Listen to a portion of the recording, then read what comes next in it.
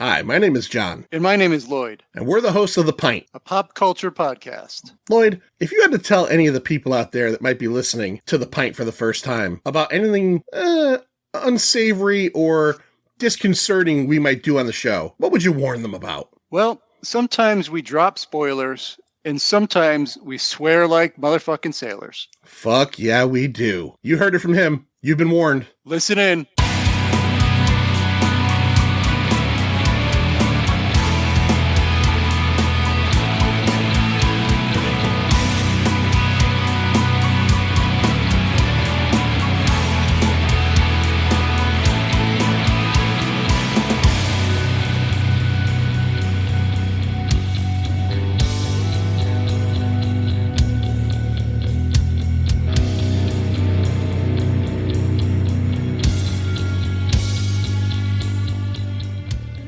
Are you crazy? You still want to bring those things back to Earth? Haven't you been paying any attention today? The intellectual speaks.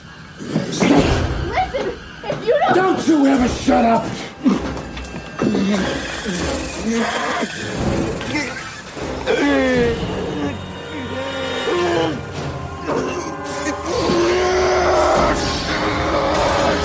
Why does nobody listen to me? Welcome, everybody, to a very special episode of The Pint. It's Alien Day, 4/26. Every year, the last couple of years, we've made this a little bit of a tradition to hop in and podcast about something of the Alien franchise. The first year we did it, we talked about James Cameron's, in my opinion, masterpiece, Aliens. The year following, we talked about the heavy metal comic adaptation written by Walt Simonson of 1979's Alien. And then last year we actually did 1979's Alien. So it just seems that when you're on that kind of strip of a tear of great stuff, eventually things have to maybe not be so great anymore. But we'll talk about that in a minute. My name is John. This is Patrick.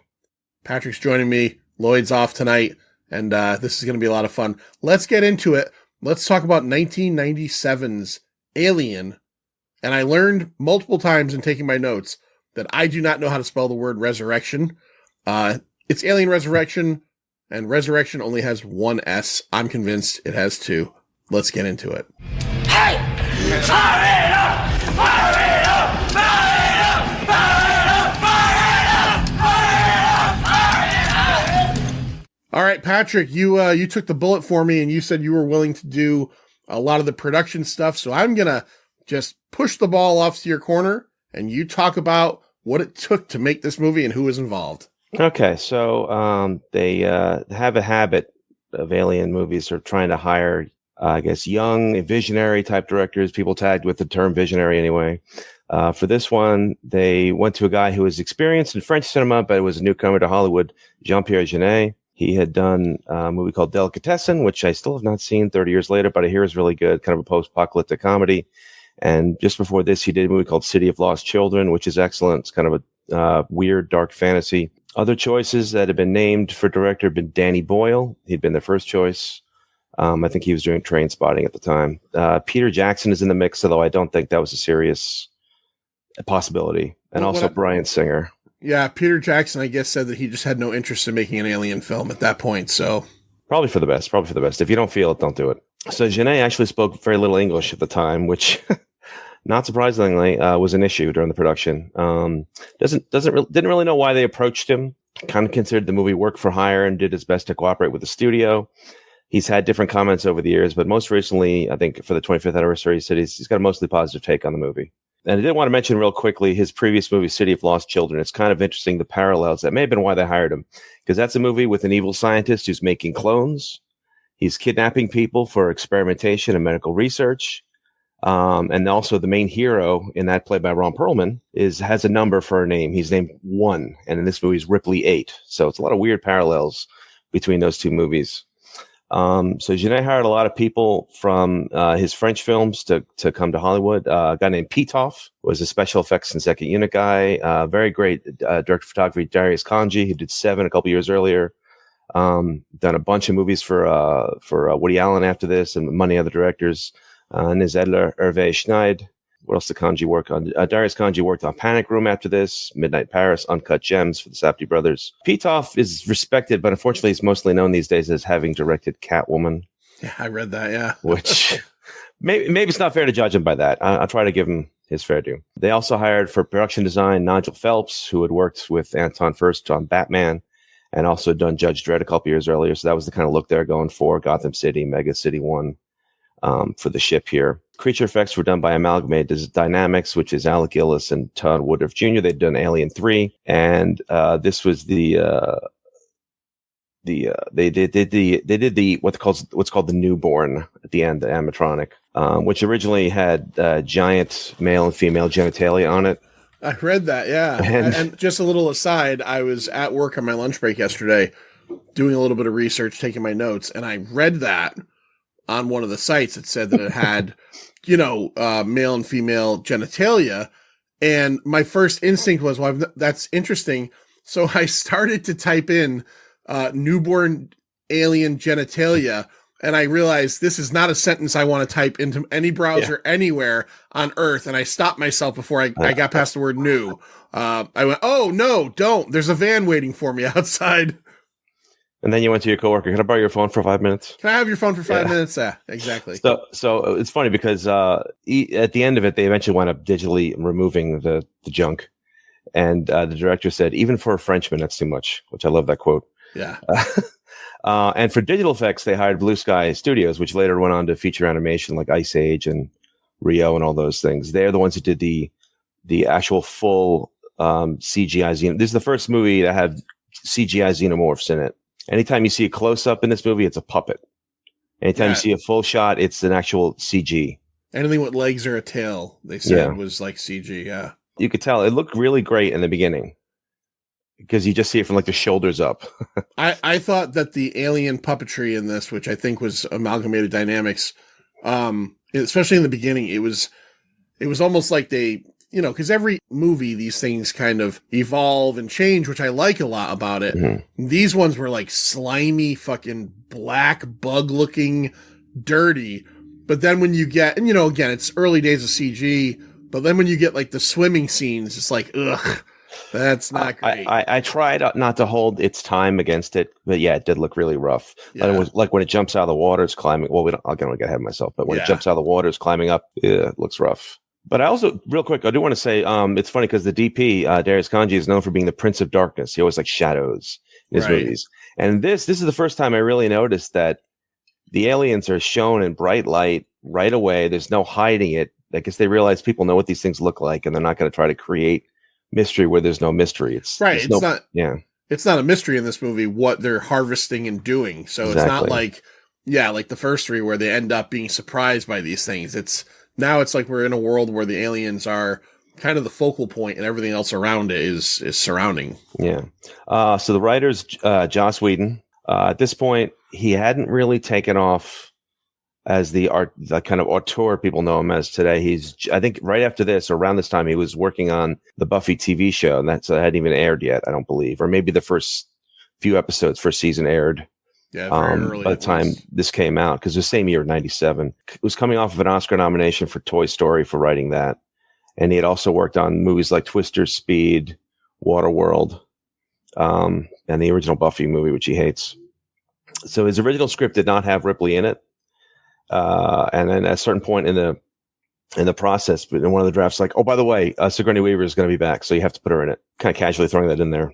He wrote 5 different endings, and apparently none of them were used. The script was rewritten on the fly by Genet and his friends during the production, as I understand it. So a lot of it was just not from Whedon at all. Whedon has disowned the final product and basically says everything but my script was bad. He doesn't like the actors. He doesn't like the acting they did. He doesn't like the way it was directed. His script was great, though. That seems to be his take on it. Sounds right. Later. Yeah. Sounds right. He also, I guess, wrote a 5th movie that was supposed to have... So there's a deleted ending to this one where they actually end up on Earth. And I guess when I was reading is that he wrote a script that was also supposed to be like a direct sequel to this. Like, I don't remember what it was called, but It was either Alien Earth or that might be Yeah. the TV show that's coming out, but it was supposed to take place on Earth. I've heard that. I don't know if it was a story treatment or a full script, or if it really had any.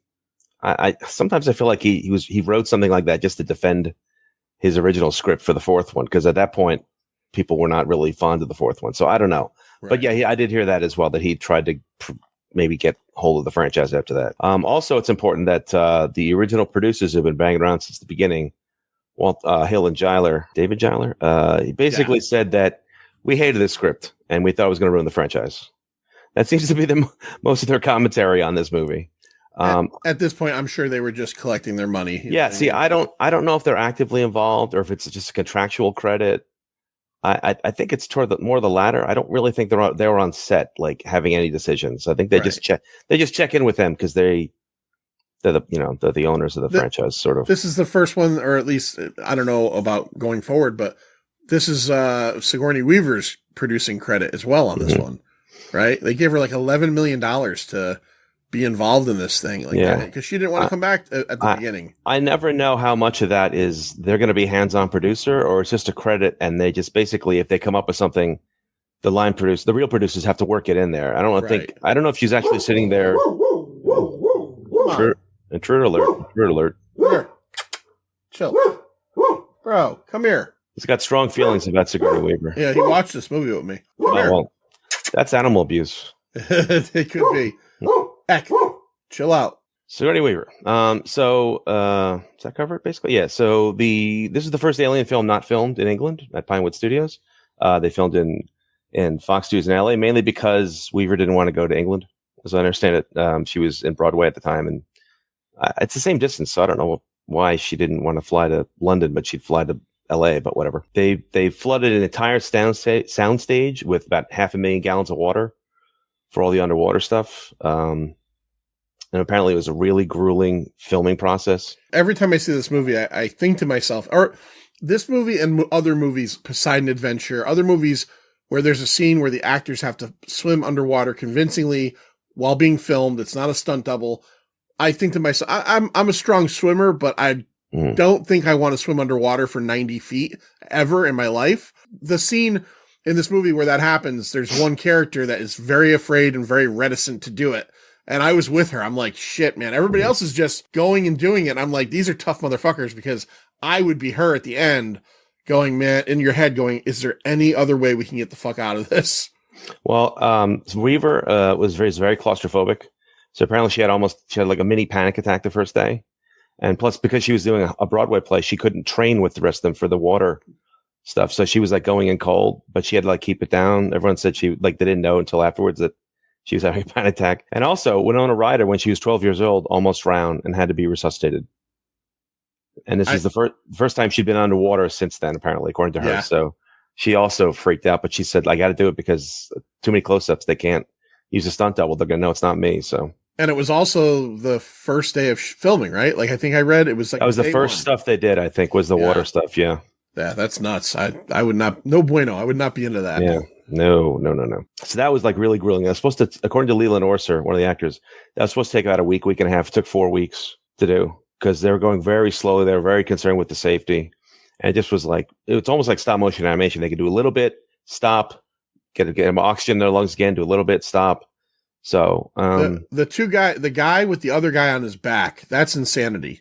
Yeah. Like how they filmed that and how the guy strapped to the other guy's back has no control. It's amazing. It's pretty amazing. Even harder was now the CG aliens they're fake, obviously, but there are some scenes of just part of the alien, and that was a guy in a full puppeteer suit with breathing equipment.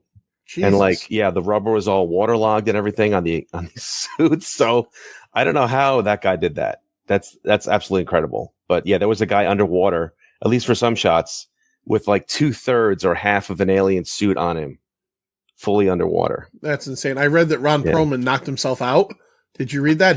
I didn't read that. No, I read that in one of the takes, he I guess maybe panicked a little bit and moved up too fast and hit his head on, because they're in like a galley or something. He hit his head on a range or something and knocked himself out. And I think from what I had read, like one of his paired diver maybe was too far behind, so another actor's paired diver came over to like get him out of the water. But yeah, fuck that. I'm not filming underwater shit. I did read about another Ron Perlman goof, but I'll save that for the plot when we go for the plot. Yeah, I know the one you're talking about. Okay, Absolutely. yeah. Absolutely. Okay, so we'll go back. And that scene, talking about the basketball scene, that was actually Weaver's idea. Apparently, she said, "I think she should be really good at basketball," which sounds like the dumbest kind of like movie star suggestion that they have to work into the story, but actually kind of worked pretty well in the movie, I thought. And she like trained for a month for that scene. So that's all I got for this. The production. I don't know if you want to go in the cast or. All right. Thank you, Patrick, for all that information. Let's get into the cast. Allow myself to introduce myself. All right. So Sigourney Weaver's back, as we mentioned. She's credited as Ellen Ripley, but I guess we can call her Ripley 8. I preferred Ripley 8. Yeah, it's basically a new character. Honestly. Yeah. Ellen Ripley died in part 3. Spoiler alert for something that's 35 years old.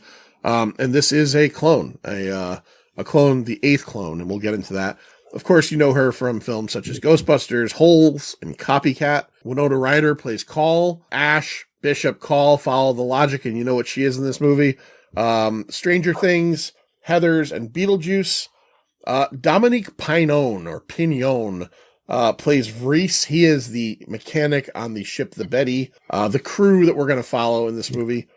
He was also in City of Lost Children. Delicatessen, City of Lost Children, Amelie, which is Amelie, famous film by the same director. He was also in the television show The Walking Dead, Daryl Dixon, and he is known mostly in France as a theater actor.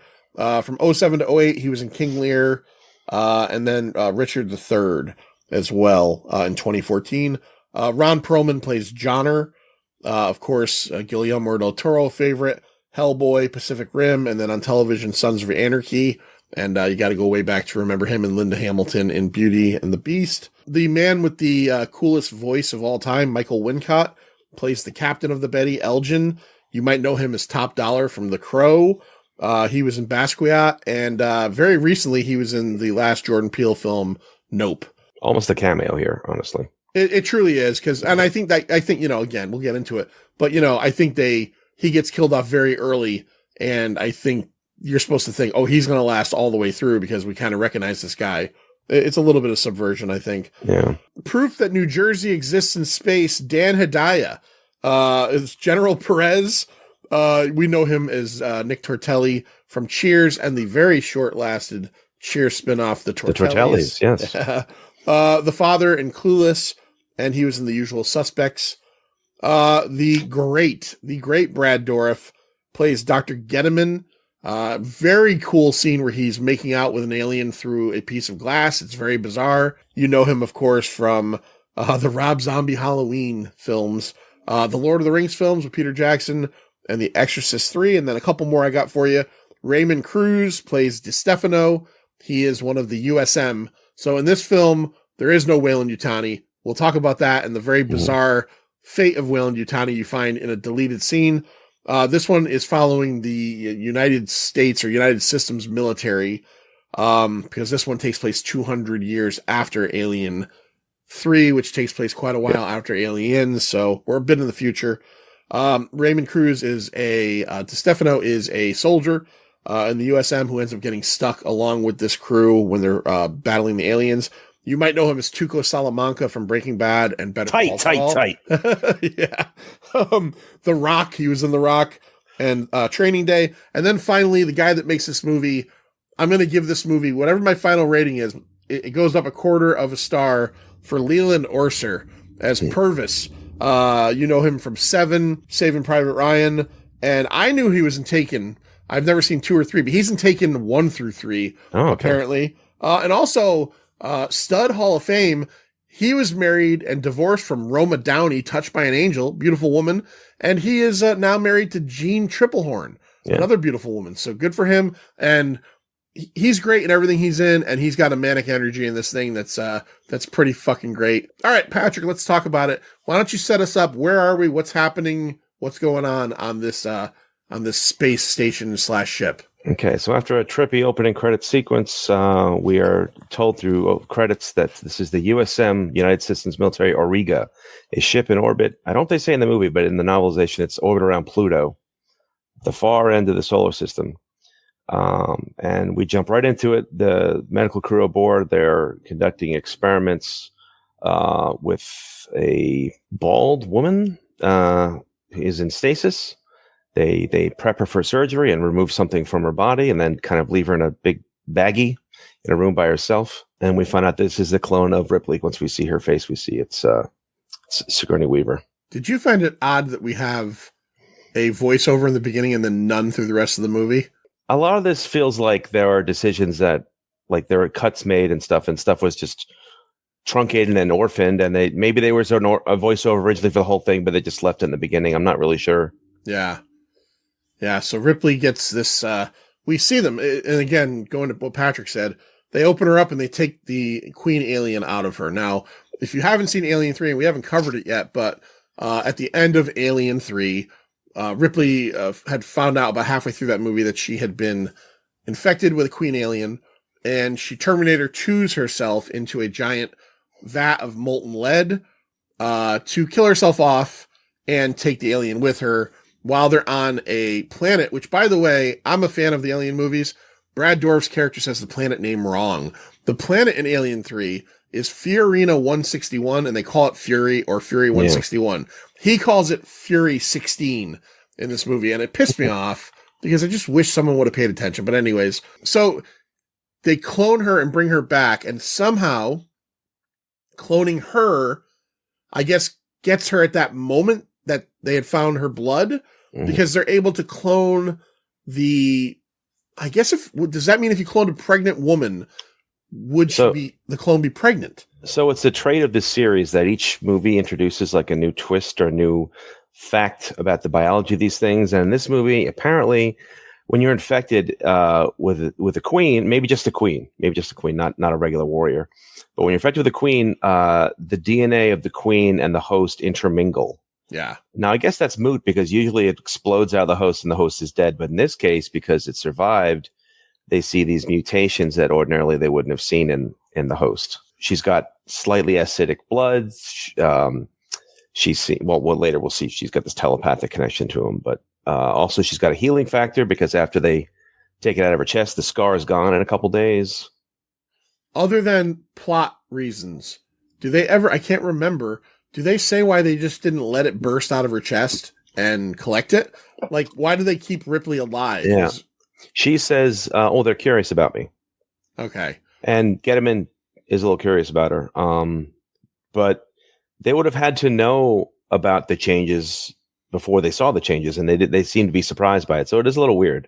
Yeah. Like it would have been one thing if they said, well, we're expecting her to be different, so we're going to keep her alive. But they didn't seem to know that. They seemed to be surprised at her changes. So, because there's a deleted scene where they're operating on her and she wakes up in the middle of an attack to doctor. I saw that. Yeah. Yep. All right. So Ripley is locked up, and in this room, we get like a snake shedding its skin rebirth scene, very pretty on the nose and obvious. And then we kind of start learning about what these doctors are doing. And they are being overseen by General Perez and his military. Essentially, they want to grow a queen, and they want the queen to start to, I guess, lay eggs. And this is all exposition, but we never see any of that happen. Well, that's part of it. Wren, right. Dr. Wren, who's played by J.E. Freeman, does say that they mainly want it for its biological properties. It's almost like they can get vaccines because of its defense mechanisms. Right. It has a lot of biomedical applications. But then he says, but we also want to use it for a weapon. And I have to say, has that ever worked in any science fiction series where you create a monster? Has it ever been successfully deployed as a weapon? Don't they always go berserk and kill their creators? Yes. Yes.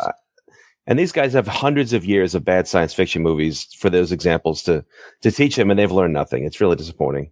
We see eventually that the queen has given birth to several warriors, and the warriors are being held in like these little cell cubes. We get a kind of, I guess, a humorous scene where we see that the aliens are smarter than maybe, we've always known they're smart because they've proven they were smart in the first movie. They proved in the second movie with things they did. But in this one, there's a whole scene with a button and a kind of a anti. It's like liquid nitrogen, I like think. liquid nitrogen, like Brad Dourif's character is using to keep them at bay inside of their cube. But then when he puts his hand over the button, they stop acting up. So we're kind of seeing that. Meanwhile, we get a couple of scenes where Ripley is clearly, still at their facility, but she's manacled. And we get an interesting scene where they're having a lunch or dinner, and she's talking to the Brad Dourif Getterman character. And she's curious, and she asks him some questions, Patrick, like what? Well, first she says "fuck," I guess as a giggle for the audience. And they're basically going to, how do I come here? He explains they got her blood sample from some other planet, which isn't the right name, as you mentioned. And then I think Ren walks in and they start talking about what they're going to use it for. She's just kind of shaking her head sadly, like, you guys don't understand. These things are going to get loose. They're going to kill everybody. And Ren also explains that this isn't for profit. Weyland-Yutani doesn't exist anymore. This is the United Systems military, which they don't really explain what that is. I guess it's some kind of non-capitalist government. I'm not really sure why he makes a big distinction like that. And she's just not convinced that they're going to do this safely. She just knows it's going to be screwed up. Right. They're going to breed and you're going to die, is what she tells them. And the Ren character pulls a worm or a noodle off of her plate and eats it. That was bizarre looking food.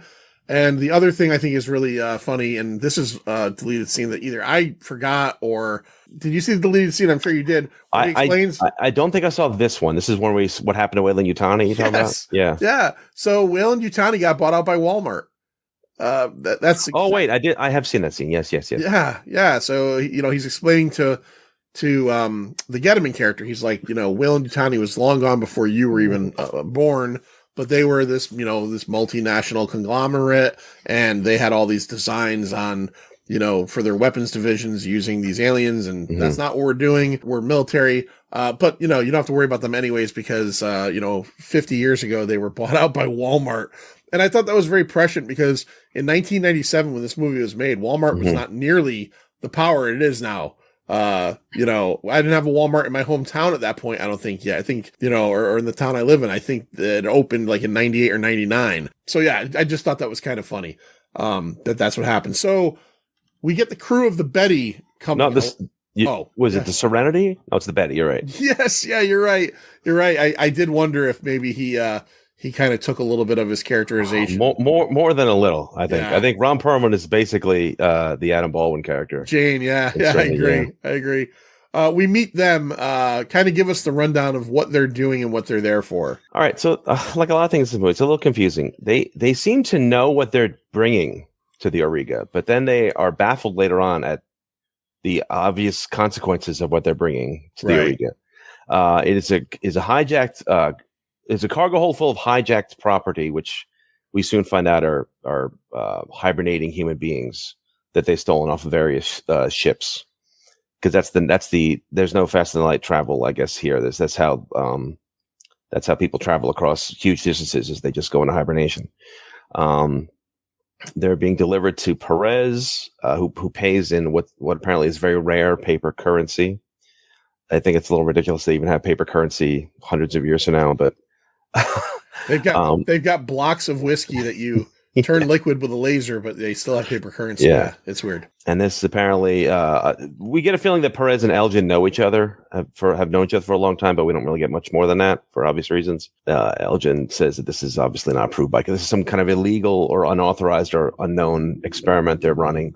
Perez doesn't want to talk about it, and Elgin uses that to pressure Perez into letting him basically raid their ship for parts while they do repairs on their ship. Honestly, this is a military operation. There's got to be some kind of inventory. And I know he's the general, so he can do whatever. But there's that scene where Vreese is just like going down the aisles, just grabbing everything. It's like, what if they need that thing? Like you're on this like very important ship, and you let some dude on a ship that's like 6,000 times smaller just take it for no reason, but room and board as well. He wants to hang out there for a couple days. Luxurious stay on a military cruiser. Yeah.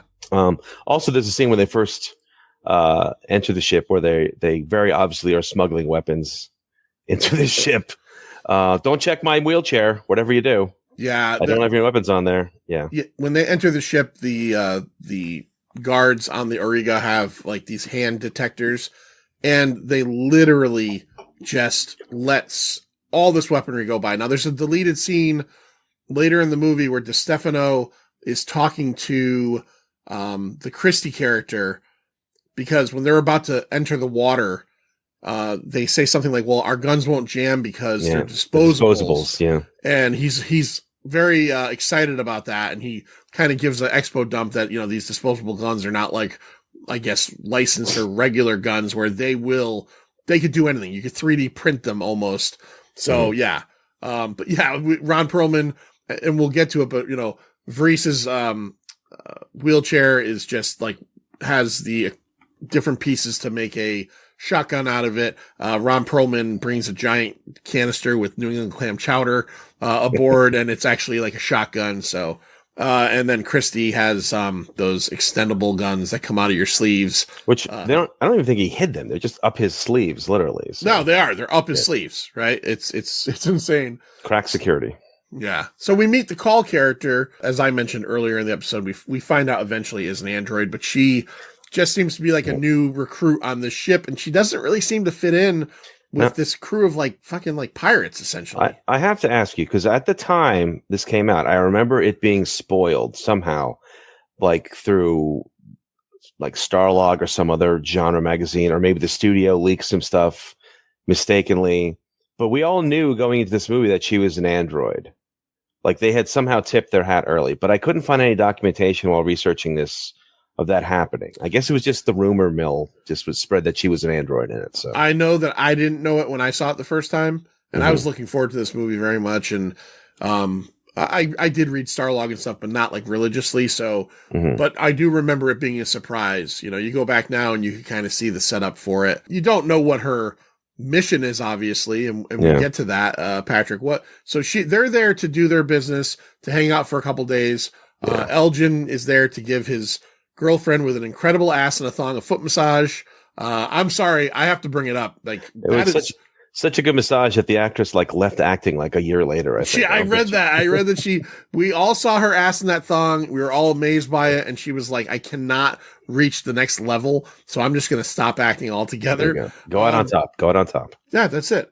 But what is Call there for? Okay. In a honestly embarrassing scene of bad acting, she's pretending to be drunk.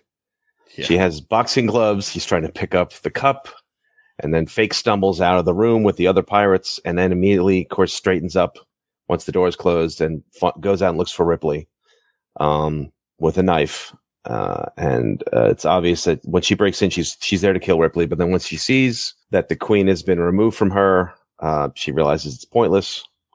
And then there's a big expo dump. You died 200 years ago. This is, you're just a clone. Why are you alive? And Ripley says they're just curious about me. They want to see what I'm the new thing. I'm the new toy for these people. They want to see what I can do. And then I believe she's immediately caught after that. Yeah. Yeah. What is Call's, like she says, like we all burned our modems. Like, is she part of some kind of like android rebellion? Again, that's something I believe was in earlier drafts. I remember at the time reading an early draft of this movie. So there's a lot of meat that was cut off, like in terms of how the aliens were changed. Like they use like military tactics much more in the earlier scripts. I guess they just cut that out for space. There's more of like an underground society of these things that maybe no longer exists. Yeah, it just seems like her character is there to essentially assassinate Ripley. Mm-hmm. She's a self-hating android. Yeah. Right? Like she says that I'm disgusting, and she really seems to hate herself. And then she makes it a point like, well, we can't communicate, via Bluetooth or wireless because we ripped our modems out. It seems like there's a story there that we just never get to. Mm-hmm. And it kind of makes me wonder if she's only an android in this movie because they have to have an android in these movies. Yeah. I don't think it's a logical insert. I don't think it's a logical insert into the story they set up. Plus, they already have the story of someone who's not human who has to save the human race with Ripley. Ripley's a clone. She's this mutant thing. So they seem to be doubling their own story. They have two characters who neither one of them is fully human who want to save the human race. And it seems repetitive. Yeah. So as you said, Call gets caught, and Elgin and his men are all brought into this gymnasium. Now, actually, we can't talk about it. We skipped the basketball scene. We got so excited. All right. So, okay, let's go back. Patrick, we get a basketball scene. We get a gym scene that's kind of pretty famous from this movie. But I have to ask you a question if you thought this was weird too.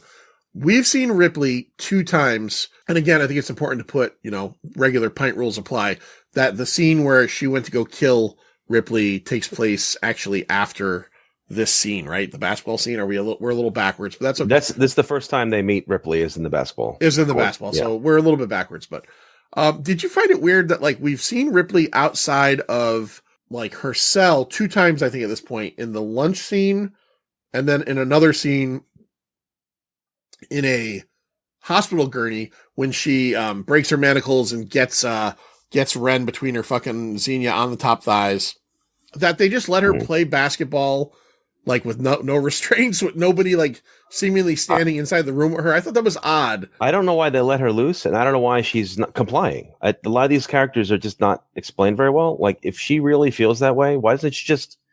And we see later she still retains knowledge of spaceship operation. Right. Why not just kill people, jump in the life pod, and go? Why stay there if she knows they're going to experiment on her? I don't know why she's sticking around. The whole basketball scene seems like it's just meant to introduce them and then to also get to what we're going to get in the basketball scene. As I'm watching, I'm going, they had her eating her lunch with manacles on, and now it's go play ball. We'll be up at the bridge. I thought that was weird. So too many characters in this movie just have this kind of bemused attachment to the plot. They're like, I'll do this and I'll see what happens. I'm curious. Yeah. There's no logic behind a lot of these characters' actions, I have to say. So she's playing basketball. The crew comes in. Ron Perlman's character, Genre, is, being a horny fuck with her. He already was a horny fuck with Call earlier. Mm-hmm. And they just kind of out of boredom, I guess, just kind of gang up on her. But then, of course, she shows her physical abilities. Someone throws a ball at her. She palms it midair. Yeah. I think she headbutts the Christie character, who goes after her. Well, no, he hits her with a dumbbell. He hits her in the face, and she just shrugs it off, and then she dodges it, and then she uses her basketball elbow to hit her. Yeah, to hit him, something like that. Yeah, she cracks him in the face, and that's where everybody kind of starts to gang up on her. It ends there, right?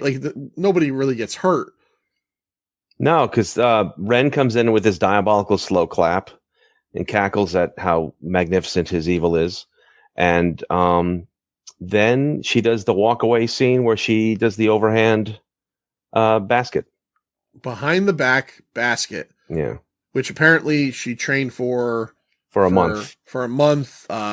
She managed to hit it multiple times. But, of course, the Ron Perlman story, tell that, because I found that pretty funny. And I actually watched Ron Perlman tell that story on something from 5 years ago where he's talking about most memorable filming experiences. So she shows up on the day of the set. Apparently the set they've built is much bigger than the court she trained on. But she's game. She wants to do it. She does. They said, we'll do CGI. I said, no, I want to do this.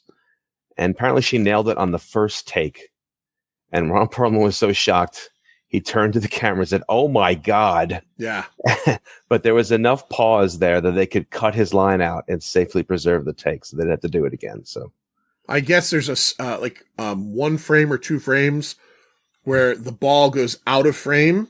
Mm-hmm. And I guess Pitoff offered her, he's like, I can widen it. And I guess it was caught, but the way it would come out on, the actual film, it wouldn't show. And she's like, no, everybody knows I did it. I know I did it. It's good enough. Because they were watching it back and they're like, shit, people are going to think that she throws it over, someone catches it, and then somebody else puts one in. Mm-hmm. But yeah, Ron Perlman freaks out. So that's pretty cool. All right. So we'll jump over. Call tries to kill Ripley, and then Call gets brought in. They get brought back to that gym. And we've got the Mexican standoff, right? Where we have the USM soldiers and Ren is like, it doesn't matter if because Elgin's like, we didn't know that she was going to do this, which they truly did not. Mm-hmm. But Elgin's like, fucking doesn't matter. You're all going to pay for it. You're all going to die. And we get the first of 2 moments in this movie where we find out that Christy is a trick shot with a gun. It's fucking dumb, but So just a little ridiculous.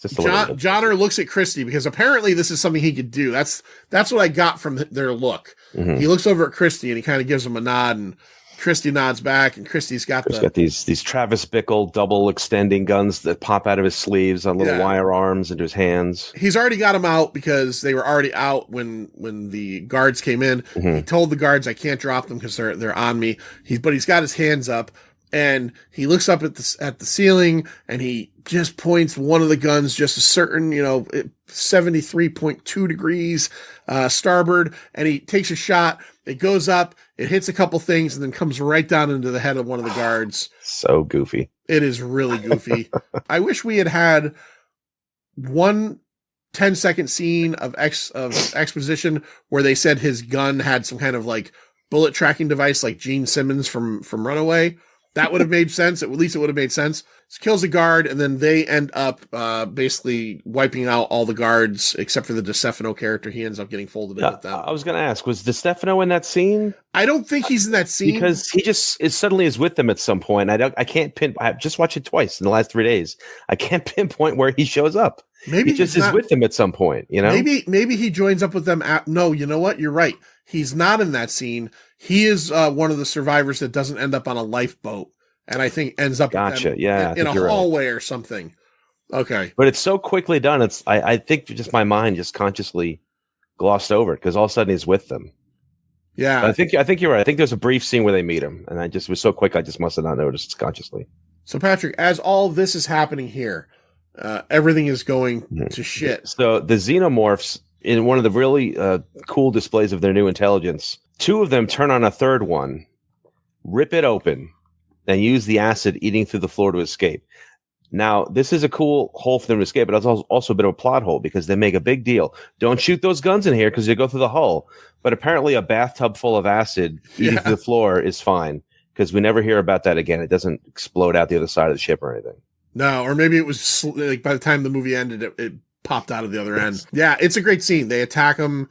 They use the projectile tongues to kind of like rip up his abdomen, and then all of his innards just come out in like this sizzling fucking mess, and they escape.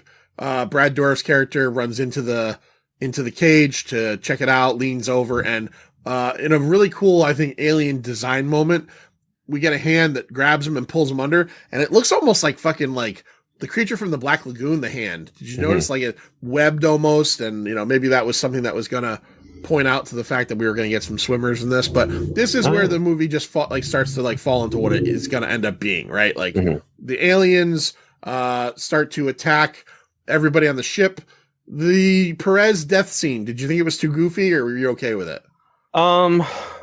First, I have to say, we have to mention that when the alarm wakes him out of bed, he has this magnificent mane of arm hair on both shoulders. It's a little scary, a little intimidating, because like every hair is standing on end, and it's a good like 1.5 inch long each arm hair.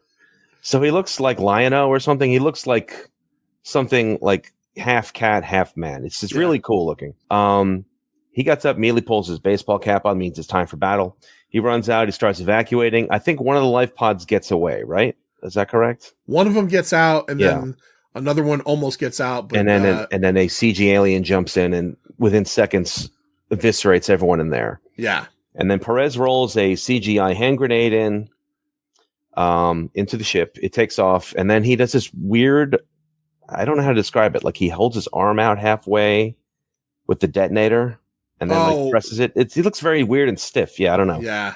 And then salutes them, and then is immediately, I guess he's killed because an alien shows up behind him and does the plunger into the back of his head. And he just seems a little embarrassed. He doesn't die. We don't see it, but I guess he's presumed to have died because he pulls a piece of his skull off the back of his head and looks at it like, uh-oh. He gives a real Dan Hedaya look. He's like, oh my God. Okey-doke. Yeah. Okey-doke. Oh boy. And so we figure he goes. We do also see a scene where soldiers run into the room where the aliens were.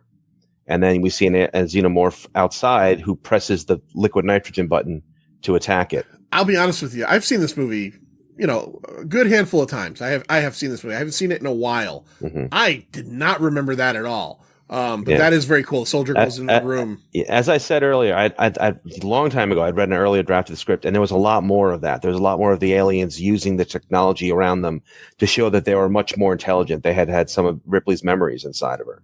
And I think they cut all that out, maybe just because it didn't look good on film. I don't know.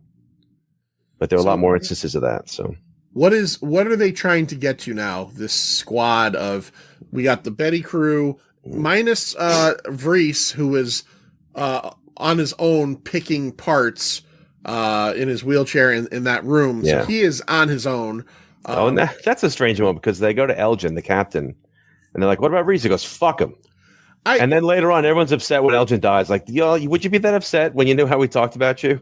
I actually rewound that scene to hear him say that because I thought, aren't these guys, even though they're a fucked up family, supposed to be a family? Yeah. And what about Vries? Fuck him.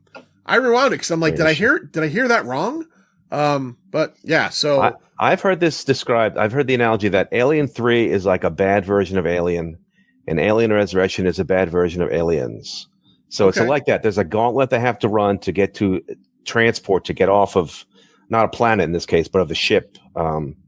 So that's basically what the plot is. We have to go from A to B to get to safety, and we have to fight a bunch of aliens along the way. So they are trying to get to the Betty. That's their ultimate goal. Yeah. Their ship to get off of this, ship that's now been overrun. Is the ship? I can't remember. Is there a countdown to self-destruction? No, it's not self-destruction. But what happens is, at a certain point, Ripley, I guess with her magic alien powers, can feel the ship moving, even though it's on what they call stealth mode. No one should feel it moving.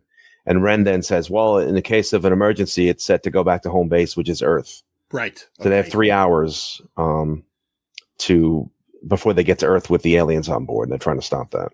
So as they're running through the ship, eventually we get a pretty good scene too, I think, where Vries is all by himself and he encounters an alien that's above him on the grating, and then we see him kind of slowly, stealthily put together the shotgun from his wheelchair pieces, takes a shot at the thing, and doesn't realize that a little bit of the blood, he doesn't know it's acidic.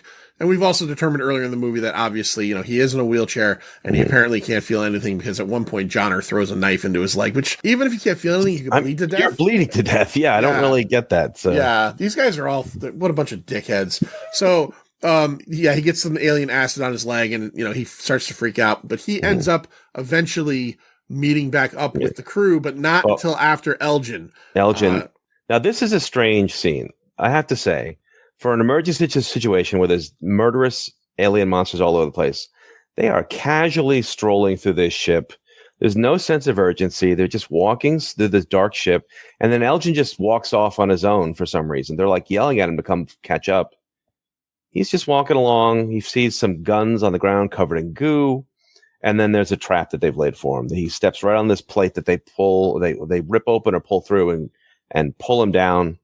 And while he's half in and out of the floor, the jaw comes out and kills him. I thought that was pretty cool. You've never seen the jaw go through someone's chest before, I don't think. Yeah. So that was a kind of a cool kill. But yeah, he dies right there. They eventually catch up to him, find him. They're all upset. One of them in particular, Thong Girl, is his girlfriend. She's all broken up. But they keep on pushing forward.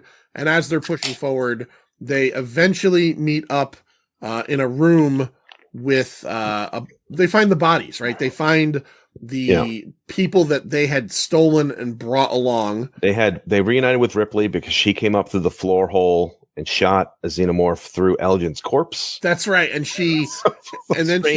great scene though when she reaches in the mouth and rips the tongue out and just says to, I think, is it Call or John or something? Call. You want a souvenir? You want a souvenir? I actually like that. There's a callback later where she does it to John, or she grabs his tongue and looks at Call and is like, you want a souvenir. Yeah.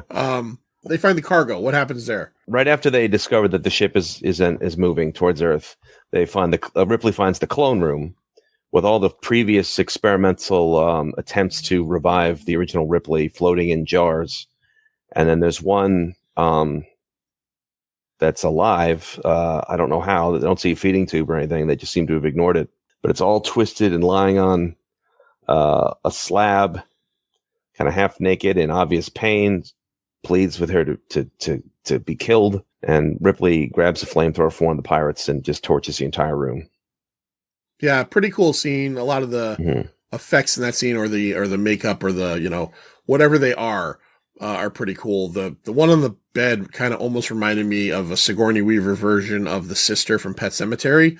Just Zelda, twisted and nasty, and then there's like a half baby shark one in a tube, and she just blows up the fucking room. And it's a heavy scene, and it's the only time in the movie that we see Ripley 8 actually like broken a little bit, because she's connecting, to Ripley, and she's seeing what happened and how they treated her.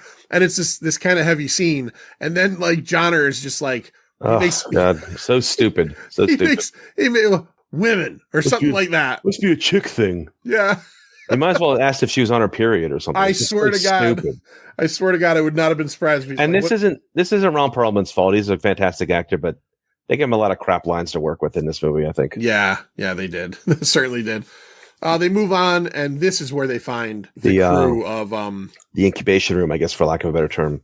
And they're all dead. Or some of them up on the walls, some of them just lying on the ground, free. I guess they just let them lie on the ground. I don't know. And they find one survivor, Purvis, who's just kind of sitting in the corner, I guess, kind of catatonic. And they end up having an entire conversation with Ren about whether or not they're going to bring him along. And I think this scene is great. They're clearly talking about, we can or can't bring him because of what he has inside of him. He doesn't know what they're talking about. He has survived this long for plot reasons, because nobody else survives this long. Well, I will say in the novelization, the novelizations often, the writers have to try to fix things they notice discrepancies in the screenplay. So in the novelization, there's a scene where they mention that Purvis has a thyroid condition, and that might slow down the incubation process. Oh, okay. Well, okay. Not in the movie, though. No, not in the movie. But we get this scene where they're all talking about him with him in the room, and he is just manically keeps on saying over and over again, "What's inside of me? What's inside of me? What's inside of me?" And then finally he just, "What's inside of me?" And Ripley comes over and just tells him, like, there's no sugarcoating it. They put a monster inside of you, and it's going to come barreling out of your chest, and it's going to kill you. And he asked Ripley, who are you? And she says, "I'm the monster's mother." And I thought that was cool. It's a cool little moment. But now Purvis is along with them for the remainder of this ride. This is where they end up eventually getting to the bottom of the ship that is quickly flooding because there's some kind of coolant leak happening. And this is the scene we mentioned earlier where they all determine, Ren seems to know, we got to swim about 90 feet from where we are now through this galley. That's a lot of coolant. I'm gonna have to say and that's the thing, that it's not water. It's like coolant, right? Yeah. Like that can't feel good in the eyes and everything. So they decide they're gonna do it. So they all go in. It is funny in the behind the scenes. Winona Ryder mentions that they use this tank. They use that for 4 weeks. It's like they don't change the water out, and people underwater for a long time, and they don't hold it when they have to go to the bathroom. So it got really gross. Yeah. Dump some chlorine in there and see what kills what. Yeah. So they decide they're going to do it. They're going to try to traverse this. And they got 90 feet underwater to get through the kitchen to the freight elevator, I believe they said. We mentioned it earlier, but just have to set it up a little bit better. Varese was in a wheelchair that looked like the size of like a tank tread almost, this big fucking thing. Say to him, we got to lose it to kind of move through these tunnels and everything. So he is Yoda style on Christie's back facing, out. So these guys have to swim together. I think everything about this underwater scene is pretty great, except the aliens. Like I said, this is the dawn of CGI. This is only 96, probably they were making it. So yeah. I tried to cut it some slack. The same way that younger people would looking at stop motion animation from the 60s, like, oh, that looks terrible. But like that's what they had at the time. Yeah. So I'm trying to be fair to it. Yeah, it's not great, but it's for that era, it's not bad, I don't think. I don't know. They start getting chased by these two aliens underwater. Johnner, I think, immediately kills one of them with a grenade, but the other one is still evades and then grabs Hillard The Yes. your Thong girl. chick. Thong Yes, girl. Thong girl. Which is amazing ass. I'm going to say it again. And she's the one that was afraid to swim. Grabs her. We get this kind of like horror movie scene where she's being pulled away from the camera.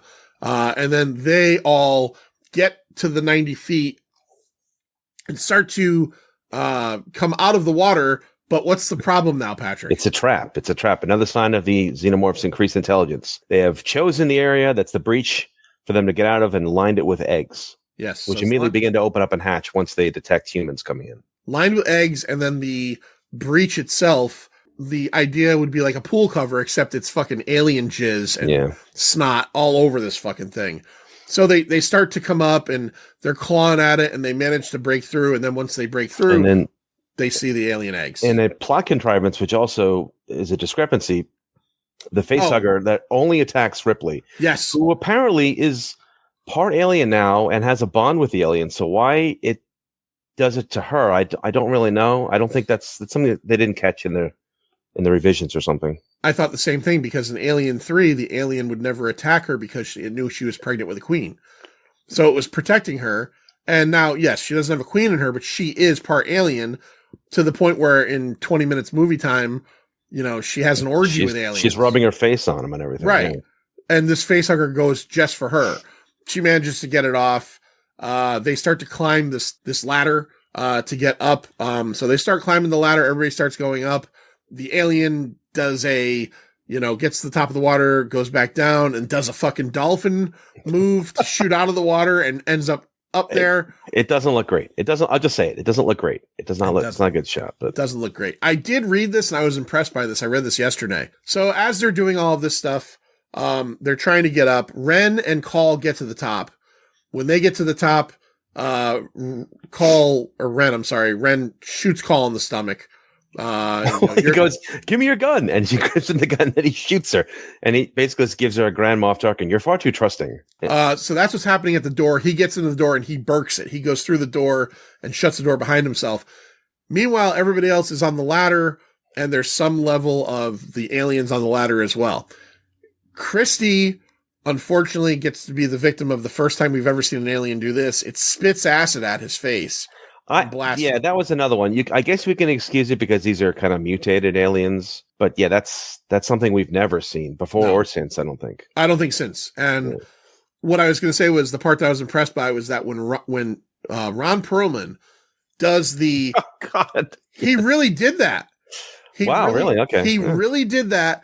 And he didn't know how badly he hurt himself until he went to shower that night or the next day, and the backs of his knees were bleeding because he cut them up pretty badly. But he does this, he's holding on by his knees to the ladder, and he falls backwards and upside down and starts shooting at the whole scene's not really great because there's a lot of like errant fire going on. Yeah. And then you got the Christie can't hold on anymore. So he kind of spins around and Varese takes over, and Christie eventually, he knows he's dying. So he undoes his backpack and cuts himself loose. Yeah. Cuts himself loose and just drop kicks the alien back into the water so that they can all escape. And I will say, for all the complaints this movie has, the characters don't have enough. There's not enough characterization. I kind of felt that they really seemed upset that their friend sacrificed themselves. That was a nice little scene, I thought. Yeah, I thought that was good too. They get to the top finally. Ren has gotten through. They can't figure out how to get through, and then the door opens, and it's Call. And dripping wet because she fell in the water and now just climbed her way back up, I guess. Right, climbed her way back up again. And this is where we find out that she's an android. Everything we mentioned before, she explains, they burn their modems and, kind of all the stuff we talked about earlier. They have a conversation in like a chapel on the ship, and of all the people though, this Stefano is the one who gives the history of the androids. It's like soldiers, random soldiers, like, oh yeah, I heard about you guys. You guys are robots who made other robots. Then you all disappeared. And see that scene actually fits better if they left the disposable weapon bit in. Did you see that bit or no? I did see that because they chose he's a technology guy. Right, and he gets wicked excited when they start talking about disposable guns. Like, they're about to go do this horrifying 90-foot swim, and he's like, disposable guns! And that's exactly how he's doing it. So I think that would have worked better. You would have been like, oh, this guy's a tech guy, or this guy knows a lot about this stuff. They've downloaded and found out where the Betty is from where they are. and they start moving along further. There's a But quick as they're- scene in the chapel, I think, where they briefly discuss, why she's doing it. She's because I'm programmed to care about people. I can't Right. not help them. It's a little weird, but They start to run to get to the Betty, but Ripley gets super distracted, like all of a sudden, and she finds a hole in the ground and goes into it. And nobody wants to leave her behind, or at least Call doesn't. So Call goes over and finds her, and she's just at a snake orgy. What is happening, Patrick? So Ripley's like, I could feel the hive through the deck. And then they open the door up and she falls in. And then she's just like rolling around on him, rubbing her face on like she's like scent imprinting on like she's a cat or something. Yeah.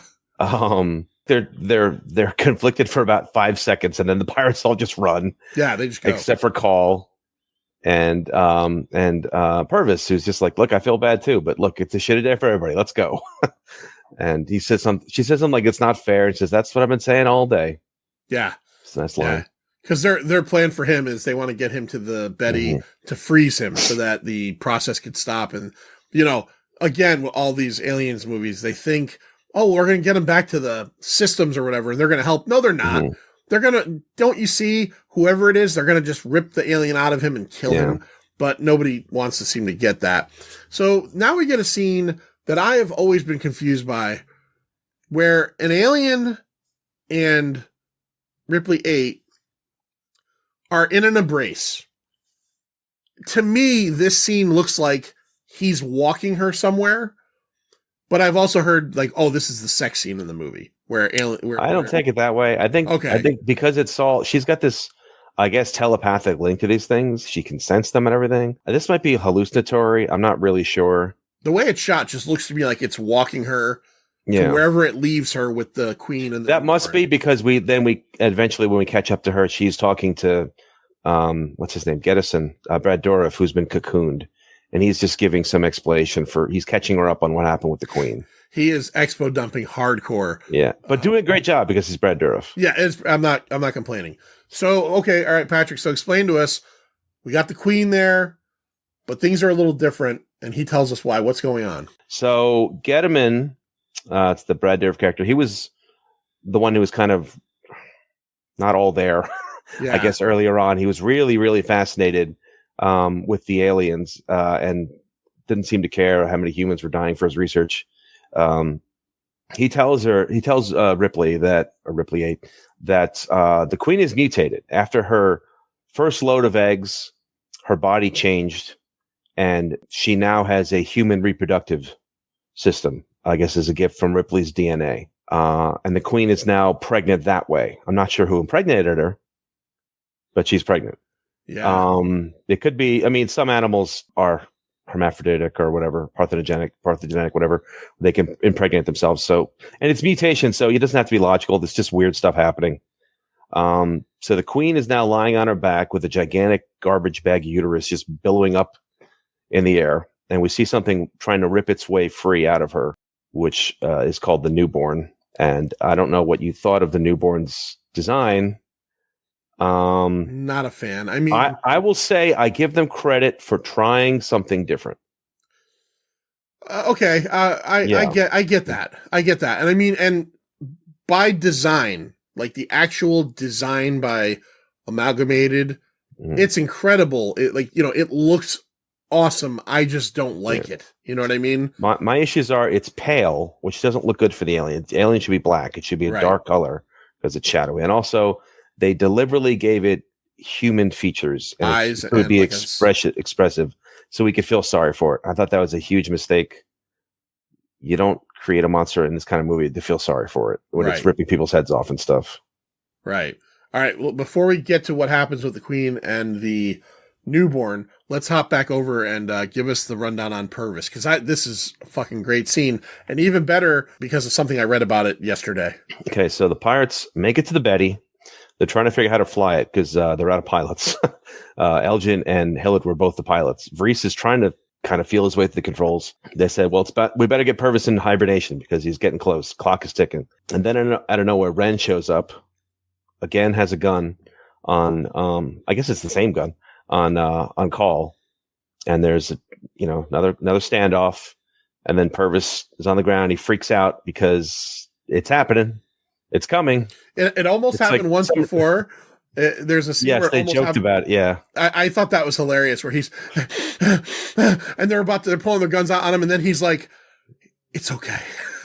Like, it's gone. And I'm like, in real life, these guys would have just killed him because they would have been too I would not want to be around that dude. I'm not saying I would have wanted to kill him, but like ticking time bomb, with a fucking alien inside.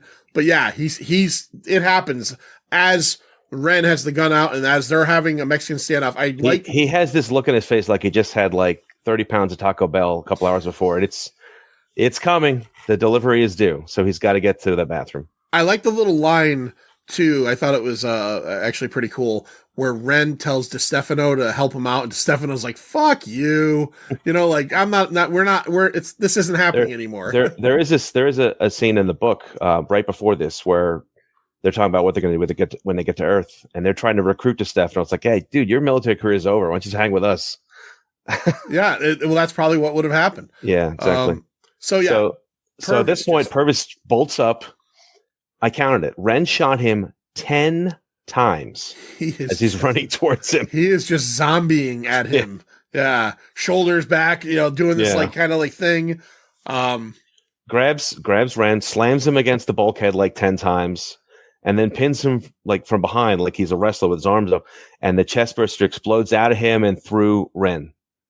They put a camera down Leland Orser's throat. Yeah. To get that shot. Because the shot is he pins him down, puts his head in front of his chest, and then we go into Purser's mouth, down his throat. We see the alien in the chest cavity, which is really cool. Mm-hmm. And then we see it blast out and through Ren's head. And then the three of them, Johnner and the other two, just fucking unload on both of them and the alien as well. Really well done scene. We go back over to the newborn and the queen, and as Patrick said, the newborn is kind of given this like soft, like almost human look, not soft, but an almost human look to make you feel for it. And then it starts making baby noises and stuff, and you're like, oh, I feel for this thing. And the queen is also making like motherly noise, like this is something new. Until the newborn tragically, the newborn rejects the mother. Totally furrows his brow, and then like slaps her fucking head off.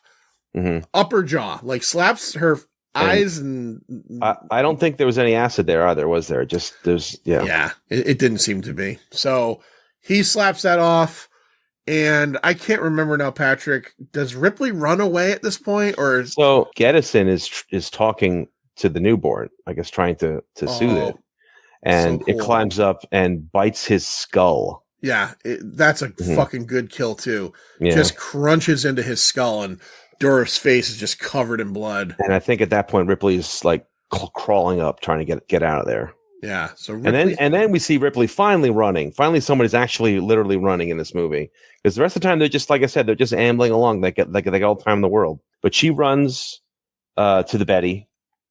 And they're about to launch, but there's a hatch open. Right. They send DeStefano down to figure it out. He goes down, and of course, as in every it's Call and then DeStefano, I think. So Call sees it. Oh, okay. And the newborn is snuck aboard, and then DeStefano walks in and it aces him real quick, just kills him. Right. Of course, as we know in any alien movie, if the hatch door is open, or if you're going to the back of the ship at the end of the movie, there's an alien on board. So Call is back there too, and then Ripley, they've taken off at this point, but then Ripley goes back to find out what's going on. Mm-hmm. And that's when we get like the final confrontation between the newborn and Ripley and Call. And again, if you've seen Alien and Aliens, there's a pretty good chance that the alien's going to get killed by being sucked into space. How does it happen this time, Patrick? So she's playing on the emotions of this thing. I guess she still has a psychic link to it, like she does the other aliens. And then she uses some of her blood to open a tiny little hull breach, which is weird because, right, we saw literally an entire alien ripped in half before, and that acid didn't eat through the ship. But like a little bit of blood from her splattered on the wall immediately breaches through and pulls the newborn back against the wall. I think it was like its rectum. It pulled its guts right out of his asshole. It was like an Australian toilet. It could have been just its back, but I think it's funny if you think of its rectum, and it immediately sucks the innards of the newborn alien out in a very painful display. The thing is like crying like a weird alien baby, and pretty much all of it is just pulped and sucked out within like a minute. Yeah, the skin rips off, and then don't we get like the skull like kind of floating in the air until that gets pulled out? Yeah, it's weird, and I don't think giving it a human face was a good idea. I don't know. I just don't like that look of that thing. So no, I don't either. I don't know. I don't want to sound. I guess I'm a basic bitch. Like I want my Alien movie to end with an alien versus whoever and something I'm familiar with. I'm given points for trying, but like we did the episode last summer, me and Stu, for Alien Romulus, and very and that it's called The Offspring, but it looks very similar to the newborn. I fucking hated that. I wanted anything but that. So this was kind of the progenitor of doing that, I guess, because like in Prometheus we had something different. We kind of done it a few times and it just doesn't really seem to work for me. But again, I might be a basic bitch. So in the regular version, we just kind of know that they're heading back to Earth, right? But in the deleted scene, Patrick, they end up like in, I guess they show the ruins of a city, I think. Yeah, Paris. They end up kind of talking, and then we finally see the Eiffel Tower, and everything's all fucked up. So I guess Earth has been nuked, maybe at this point. But why is that the home base then? Yeah, they talk about it like that's the capital of the USM, and that's where we're set to return. But why, if it's a nuclear wasteland? Yeah, that doesn't make sense. I don't get it. It does have a good last line, though. I will say. What was the last line? When Call says, "What do we do now?" and what's going to happen, and Ripley says, "I don't know. I'm a stranger here myself." I like that line. That's a good line. Yeah, that's a good one. All right, that's 1997's Alien Resurrection. Here on Alien Day 4/26. Do yourself a favor. If you listen to this episode, maybe give this movie a watch. Maybe throw Alien in. Maybe throw Aliens in. Whatever is your favorite. Hey, look, if you like Alien versus Predator Requiem, throw that in tonight. Celebrate this franchise and have a good time with it. But we're going to talk a little bit about its box office right now. Where's the money? When are you going to get the money? Why aren't you getting the money now? And so on. So please, the money. All right, so the movie came out on November 26th of 1997. Here are the box office for the weekend of the 28th through the 30th, which I believe was Thanksgiving weekend. Yeah, I think so, yeah. As well that year. So number 5 had been out for 3 weeks, made $7.6 million. The Jackal, Bruce Willis and Richard Gere. Number 4, out for 2 weeks, $10.6 million. I believe this is a Francis Ford Coppola movie, and I think it is what's his name? The Rainmaker. What's the lawyer, author, big in the 90s and 2000s? John Grisham. John Grisham. I think it's a John Grisham thing. Yeah. Number 3, 3 weeks, $11.8 million. Anastasia, which was a cartoon, I believe. Yeah. Right. Yeah, Don Bluth directed it, yeah. Okay. Number 2, the film we just talked about, Alien Resurrection, opened with $16.5 million. This is pathetic, this number 1. It opened against a film that rocked it right out of its fucking moorings. Flubber made $26.7 million, smacked fucking Alien Resurrection. That is just a sad commentary on the state of this franchise, honestly. It is, but you know what? It doesn't matter in the long run because they're both Disney movies now, so yeah, the money all kind of shifted over. Alien Resurrection had a $75 million budget. It ended up grossing $47.8 million, so it did not do super great. This is why it is the last of the Alien films in that run, apparently, because the next thing was many years later, Prometheus, and all that stuff got made based on the fact that Ridley Scott threw his name in the ring, because that stuff isn't really good either. So I do think Resurrection was a little better received overseas, but it wasn't a huge hit. Like you said, it may have broken even. It may have lost a little money. No, the 47.8 million gross is the Well, is total. no, there's it. I think the total is 161 or something like that. Oh, was it? Did I? Okay. Yeah. All right. Maybe. Oh, maybe I didn't finish writing it down. Okay. Yeah. So, but okay. that's so it did make that's a break even because you got to make 2 times your budget to break even. So right. that's not great. It came in 44th in that year, in 1997. A couple movies that came in higher than that. Spawn came in at number 33. Oh God. Spawn made 55 million. So I guess this is domestic. That's domestic, yeah, but that's oof.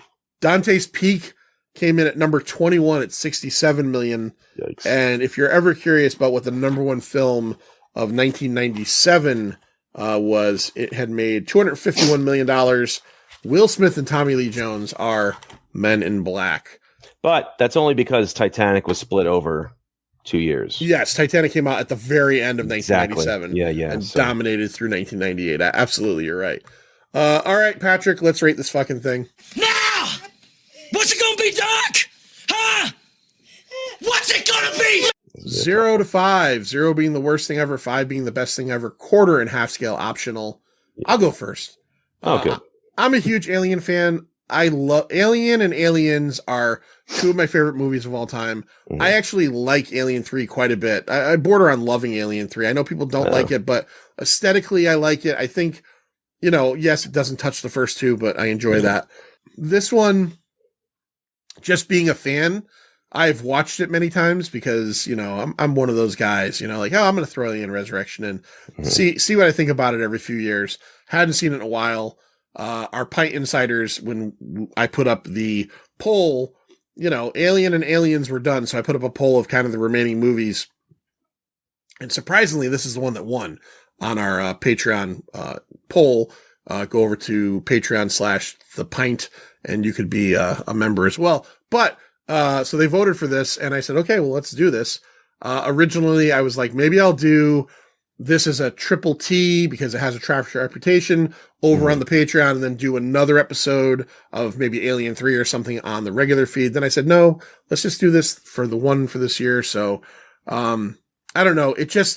There's certain things about this movie that work really well for me.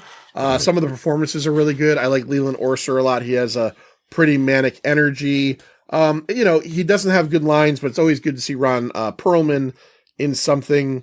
There's a good funny scene where after Ron Perlman's character does that move on the ladder and kills the alien, he comes back up again and there's a spider on a spider's web and he shoots it at close range and he kind of screams. He shows not a lot of fear with the aliens, but he screams at a spider. I like little things like that. Brad Dourif is great in the little bit of this movie he's in. He plays a real freakazoid scientist who seems like he's almost in love with the aliens and, kind of is. He's like an ultra nerd.